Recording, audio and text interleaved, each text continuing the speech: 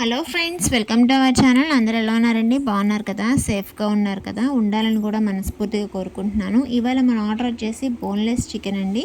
Customer ఏం చెప్పారంటే గుజ్జు తక్కువ, ఆయిల్ కూడా తక్కువ ఉండాలని చెప్పారు. ఎస్పీ బోన్లెస్ చికెన్ అనమాట ఇప్పుడు మనం ప్రిపేర్ చేసేది. జనరల్గా పాత పచ్చళ్ళు ఎప్పుడు నిలవ ఉండవండి, మన దగ్గర ఎప్పుడు ఫ్రెష్గానే చేస్తూ ఉంటాము. ఆర్డర్ బేస్ చేసుకొని చేస్తాం కదా, ఒక ముక్క అర ముక్క ఉంటే ఇంట్లో వేసేస్తాం, అది వేరే సంగతి అనుకోండి. కానీ నిలవ మాత్రం పెట్టి కస్టమర్కి అయితే ఇవ్వడం జరగదు.